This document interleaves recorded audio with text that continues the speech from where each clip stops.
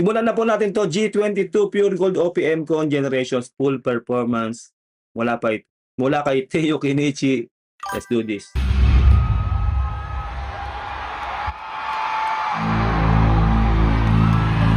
Ate Saleng, okay yung audio niyo sa akin.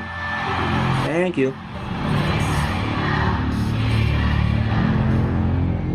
Limitless.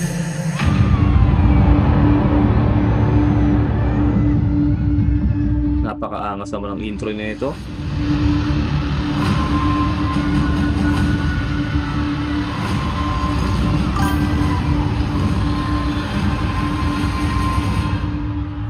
From Papa Jam, napakinggan mo na ba yung song na Super Saiyan ng G22? Wala pa po akong napapakinggan na kanta ng G22. As in, first time ever ko pong marireact po itong G22. Ever. Pero marami nga po nagsasabi na mahusay daw itong G22.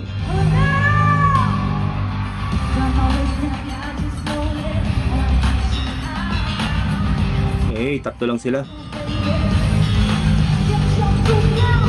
Living like the darkness we are. Living like the dark. Ain't nobody can compare this to you. Ang angas ang boses nito, no? Itong nasa gitna, itong to. Ang laki ng boses niya, tapos talagang siya, parang, para sa akin, ganun dapat performance, no? Dapat talagang ilakas mo yung boses mo sa mic, no? Para yung impact ba sa tao, talagang rinig na rinig ka. Your body, to came right to nobody else. No one else, just be yourself. I just can't let go of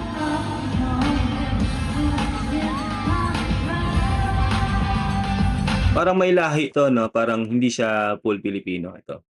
To. Saka ang gaganda nila, no? Saka sobrang slim. Parang obvious na nag-workout tong mga to.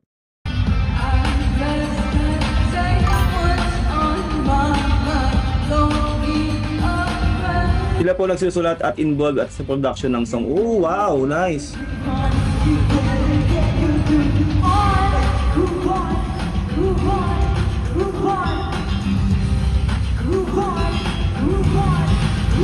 Para palang rin to, no? Parang SB19 din, sila rin lahat, no? Sabi ni Ai, no? Sila nag-production nila, sila din, pati sila rin nagsusulat. Nice, nice din yun. Parang nga naman, may kalayaan sila, no? Para yung talagang gusto nilang kanta, yun talaga yung nagagawa nila. Maganda rin yung ganun talaga, independent na sila, na gumagawa ng kanta nila. From si AJ po yan, leader, main rapper at composer. Although ngayon daw wala na silang position. Okay. So, saan ba yun? Ito, no? AJ pala to. AJ pangalan niya.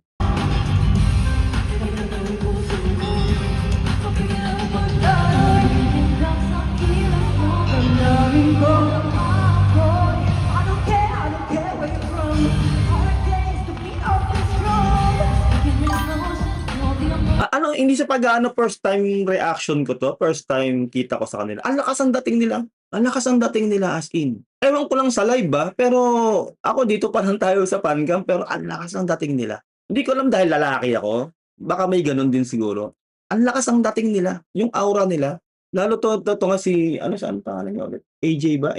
Ito to. Ang lakas ang dating. Grabe.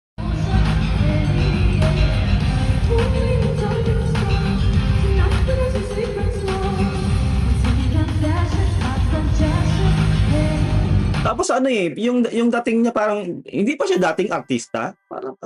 Parang namumukhaan ko siya na parang may ganyang mukhang dating artista eh. Hindi ko lang sure Si AJ po yan, leader, rapper, composer. Mga 18 din po sila, si AJ po, Hotdog, si Jazzberry at si Alpea Mais. Oh, okay Si AJ po yung sabi niyong malaki boses, yung parang may lahi si Jazz. Okay. So ito yung AJ, ito si Jazz. Okay, ito. Itong isa, Alpea, itong brunette yung buhok. Okay, gets ko na. Ang lakas ang dating nila.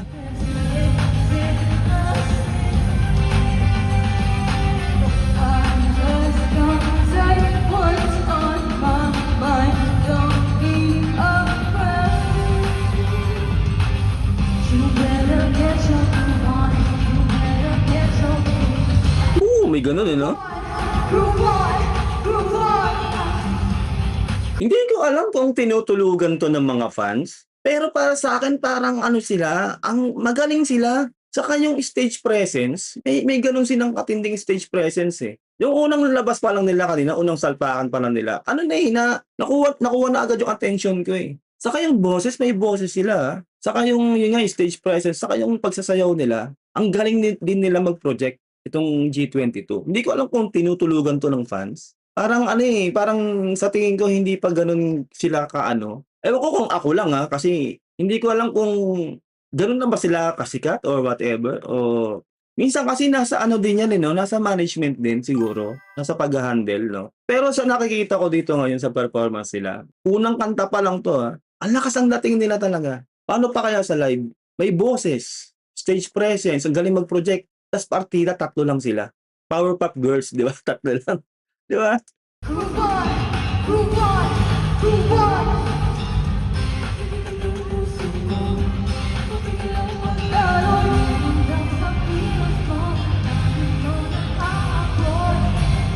Oh, 'di ba?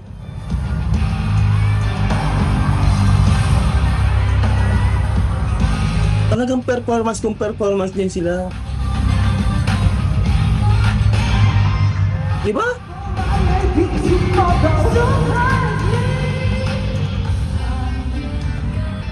Parang hindi nila minamali yung performance, parang all out din sila itong G22. From Ai, may solo career ata dati si Jazz tapos si AJ naman nanggaling sa The Voice. Okay. Si Casey Tandingan ata ang vocal coach nila dati sa Cornerstone. Cornerstone. Magaling po talaga sila. Nung unang labas nila, 4 pa sila. Okay. Napanood ko sila sa P-pop Con, sobrang lakas nila at matatangkad. Yun nga yung napansin ko rin, eh. Ano sila, ang lalaking buras nila. Tapos yun nga yung parang full package ba, yung grabe yung visuals, yung katawan, 'di ba? Stage presence, ang lakas, eh. Ang lakas ng dating talaga.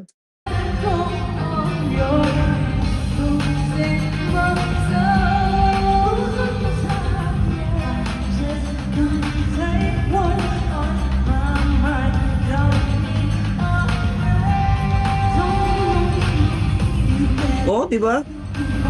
You wanna get your groove on. Wow!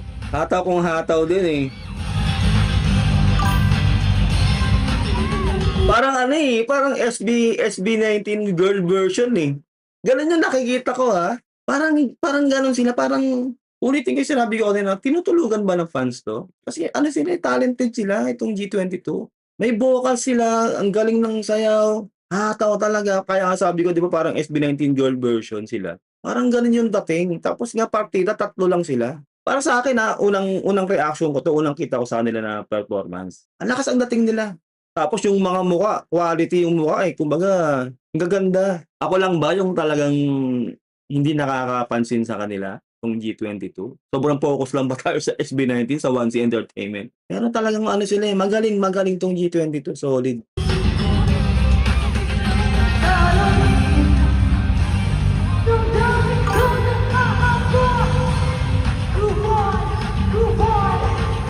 Eh, Move on, move on, move on, let me hear you. So move on, so move on. grabe yung katawan nito ni ano, sino ulit 'to? Jazz 'no? Grabe yung abs, men. Babae yan, may abs, oh. Grabe yung diet nito, mahirap yang ginawa niya na yan. Sheesh! Basa tayong comment, alam mo ba Papa Jem, after ng Pure Gold Con kinabukasan solo ka oh, talaga? Lagari, Papa Jem, alam mo ba yung song na Limitless song po yun, sa Acer si Pablo nag-compose, SB at G22 parehong endorser ng ano, Bench, Pure Gold at Acer. Okay, so ano talaga 'to, sikat na rin pala talaga 'tong G22. Marami na kasi silang endorsement din, eh. Kumbaga halos ano na rin sila, parang SB19 na rin pala 'no. Solid dun, men. Let's continue the groove. I want y'all to party. If you know the song. Hingal siya, eh, 'no? Hingal si pangalan nito ulit? AJ? AJ ba 'no? AJ? AJ, Jazz, ano, Althea? Althea. You'll sing with us, right? You wanna see those lights. Okay? The target is locked! Let's do this! Ano ba 'tong mga 'to, mga Inglesera ba 'to? Coronado! Ready? Target locked! Aim it! Hit it! Hit it! Hit it!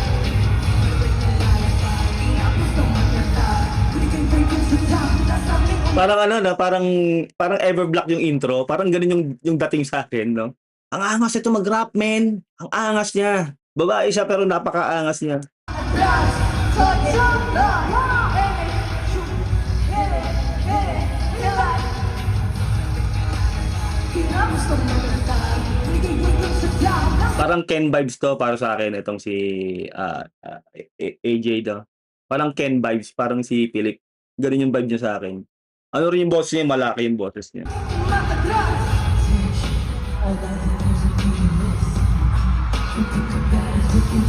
Sigawan tao men.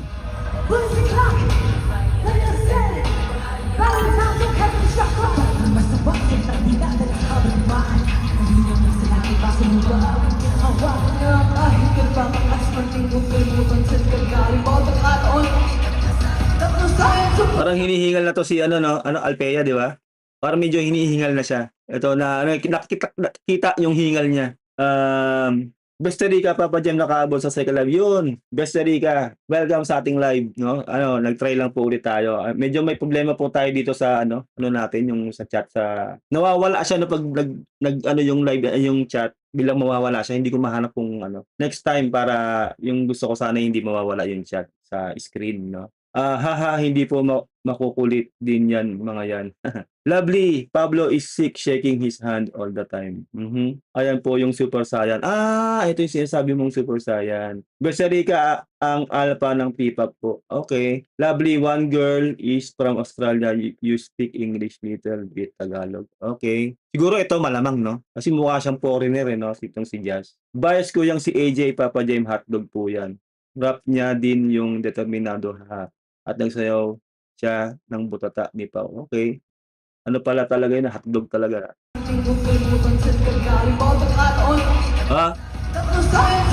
Hinihingal na siya, kinapos na siya doon, di ba? Itong si Alpea. Tignan niya. Normal lang yan. Go lang.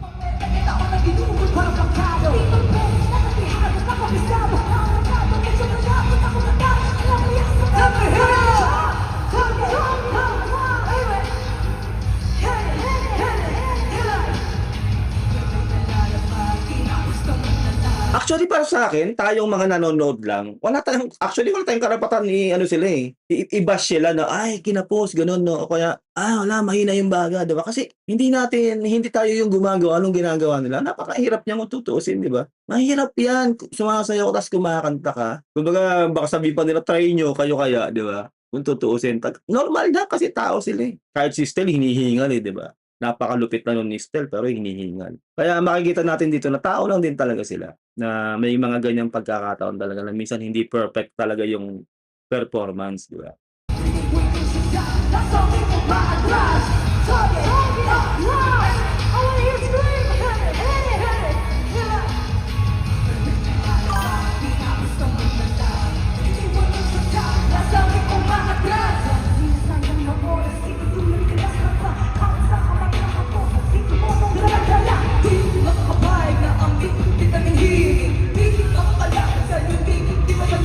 Mukha siyang manika eh, no? Gusto ko na siya. Itong si Jazz gusto ko na siya. Mukha siyang manika. Parang hindi siya totoo, no? Saka yung ano niya, yung energy rin niya, no? Ano, ibang level din. Lahat sila as in. Ano to para sa akin to? Kumbaga sa pagwo-workout, sleeper build. Alam niyo ba yung sleeper build? Yung hindi halata na pero malakas pa, malaki ganon. Ganito tong G22, sleeper build sila. Na parang unang tingin kala mo wala, pipitsugin. Pero pag nakita mo na talaga nag-perform na, nagkumanta na, halimaw, ganun. No, halimaw pala tong G22, grabe.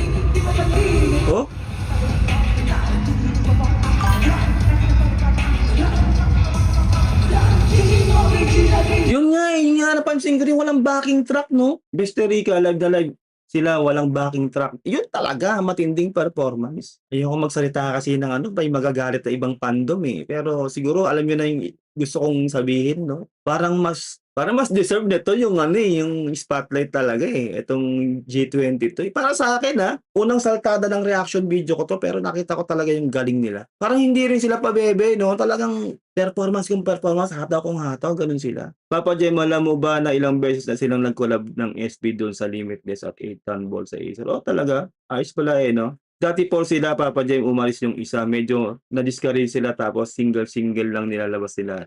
This year lang sila naglabas ng album, okey. Tapos 'di ba pagkatapos nito sabi niyo kinabukasan meron pa silang live concert din. Grabe pala 'to 'no. Just ang ha-high notes sa kanila katulad Distel, okey. Iba pala talaga 'to, iba 'tong ano 'tong G22. Masasabi natin na iba yung kalibre nitong G22. Kaya para sa'kin sleeper build 'no, sleeper build talaga 'tong G22. Sobrang halimaw pala talaga rin 'to. Kaya yung gusto kong sabihin 'no, hindi ko lang masabi-sabi na parang eto yung mas deserve. Mas deserve nito ng ano, ng spotlight, itong G22. Nasabi ko nga kanina 'di ba para silang SB19 na girl version, gano'n yung dating. Tapos yun nga, walang backing track, live na live. Talagang sulit kung manonood ka dito sa G22, parang masusulit yung pera mo, 'di ba gano'n. Talagang iba yung ano, iba yung kalibre rin nila.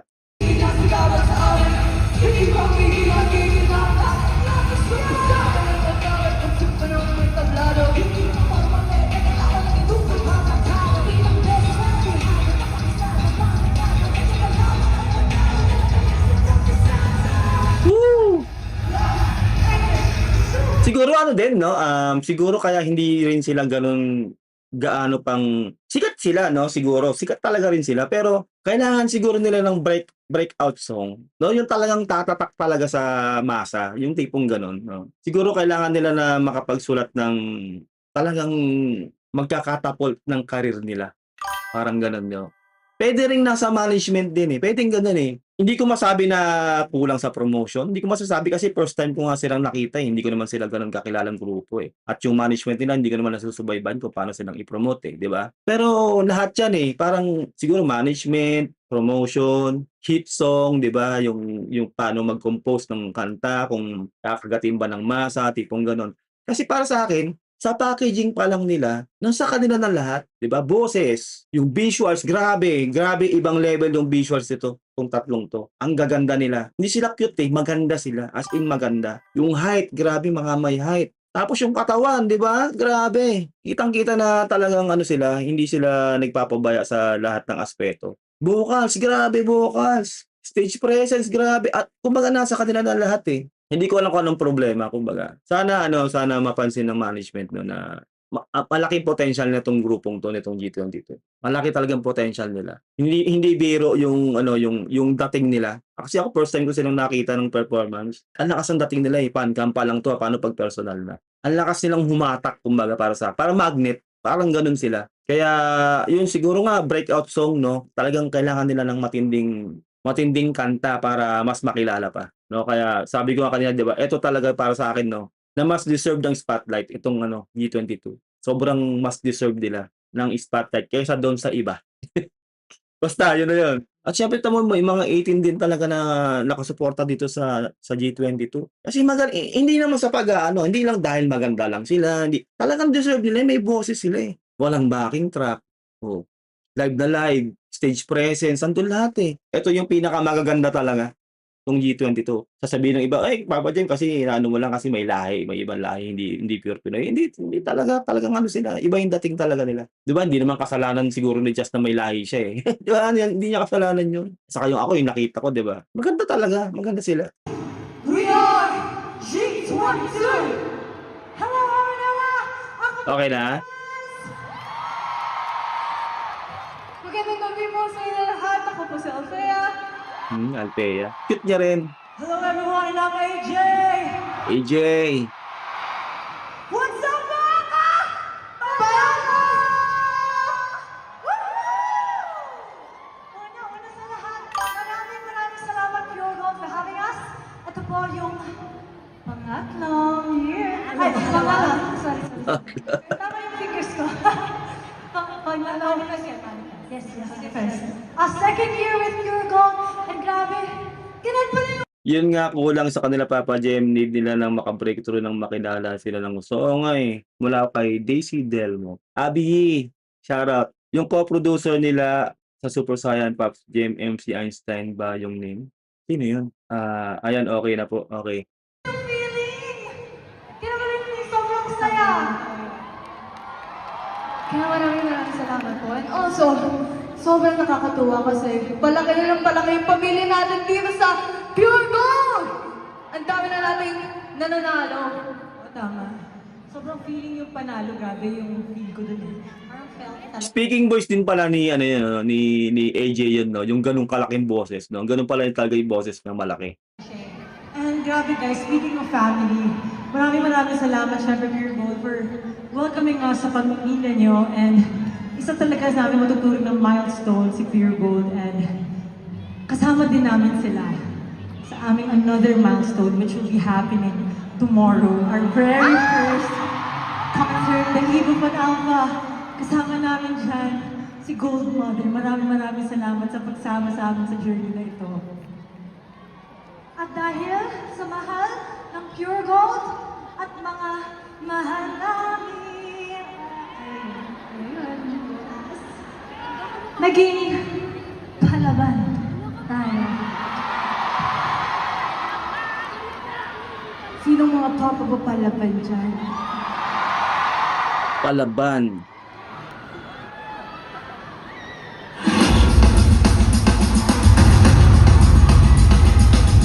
And Joe Marinera, you're ready for palaban? Title pa lang, palaban na. Tinating yung palaban talaga.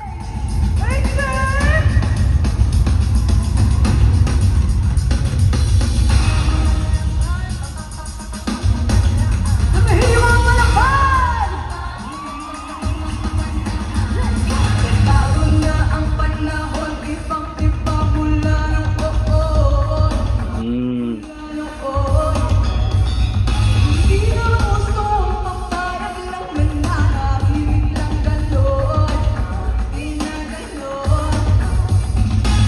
Ikaw ba lang ang iwan? Di na magpapaiwan ako. Marami lang mga tuwiran, di na ikisahan. Hindi magtatapakan, hindi isang masasaktan.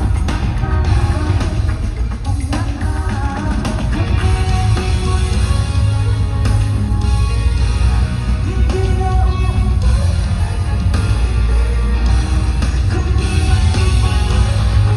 Hey! Tuguan ang ganda. Ito na ang mga palaban. Gusto mo pa paandaran. Grabe sila mag-perform itong G22. Although itong kanta na to na palaban na sa pagkakarinig ko ngayon, medyo hindi siya ganun kalakas. No, ako lang po to, opinion ko po to, no. Medyo hindi siya ganun yung impact ba niya. No, parang hindi siya ganun kalakas. No, parang ang correct me if I'm wrong, ang mensahe nitong kanta to parang girl power, parang ganun, palaban, ganun no. Parang ganun yung dating sa akin. No, pero hindi ko tinatapos yung judgment na yun, kumbaga idiretso natin, tingnan natin kung ano, titingnan ko kung talagang ganun yung level lang niya. Kasi inaano ko rin yung lyrics eh, di ba? Saka yung mismong message ng kanta. Marunong tumayo sa sariling paa. May talino at galing na hindi mo kaya. Yun nga, parang girl power, no, parang binubuhat. Binubuhat yung ano niya, yung aura niya ba, yung bilang siya, parang gano'n, no. Medyo sakto lang, no, parang hindi ako gano'n nalalakasan din sa kantang to. Parang medyo hindi siya pang masa, parang gano'n yung lyrics ng kanta. Ayun lang naman po yung sa akin, opinion ko lang yun. From alam mo Papa James, sila daw yung Huntrix. Alam mo yung tatlong babae sa K-pop Demon Hunter, yung kumanta ng Golden, kinanta nila yun. Hindi ko po alam yun. Hindi ako ano sa mga K-pop kasi talaga. Sally De Castro, hi po. Buti umabot pa. Welcome, Sally De Castro. Bago man ang panahon, handang-handa sa bawat hamon. Come on. Panahon, ibang ano yan, sa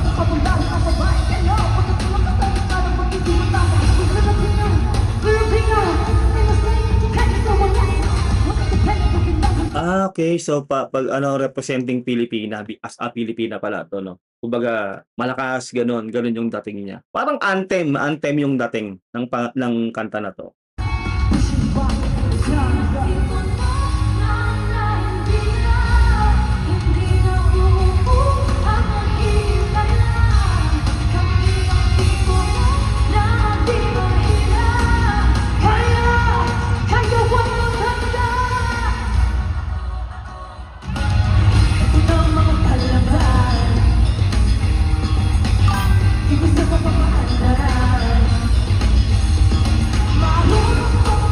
Ano siya talaga, kumbaga para sa'kin binawi nila sa performance saka sa boses. Pero yung kanta kasi, ano siya, eh, hindi siya alam mo yung 'pag nanood ka ng live siguro yung parang nakagano'n ka lang sa kanila parang okey, mapagano'n ka. Hindi po 'to bashing, kumbaga constructive criticism po 'to. Itong kanta na 'to hindi siya masa, hindi siya relatable ba, parang gano'n.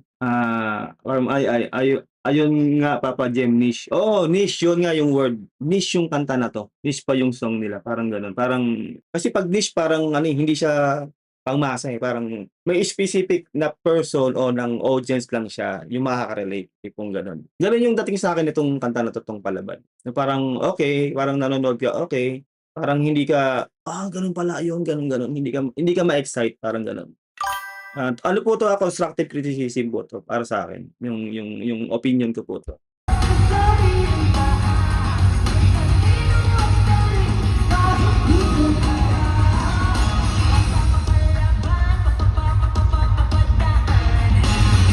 Binawi talaga sa performance, ang galing nila talaga sa performance.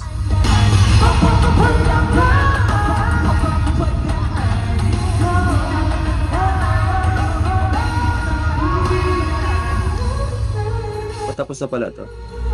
Hindi na uupo at magkailangan ang iyong tipo. Di mahina, kayo ay maghala.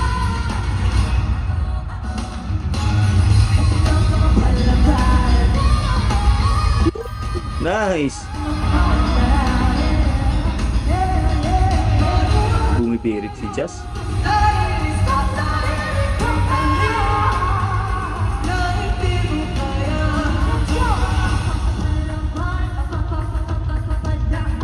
Hey! Ay, walang question sa talent, yung tamang material ang need nilang mahanap. Yun nga yung sinasabi ko, wala talaga, okey talaga sila sa talent nila, talagang para sa'kin talaga mas deserve nila ng spotlight. Pero siguro sa choice of song, siguro kaya rin siguro hindi sila gano'n sikat na sila siguro 'no, sikat na sila, pero yung kanina ko pa nga sinasabi sa inyo 'di ba, mas deserve nga nila yung spotlight kasi sa live performance pa lang nila kinakain nila yung stage. Gano'n sila kahalimaw itong G22. Siguro material nga, yung tamang material para talaga mas umalagwa sila itong G22. Kasi talagang full package sila, 'di ba, as in. Talagang gano'n sila katindi itong G22.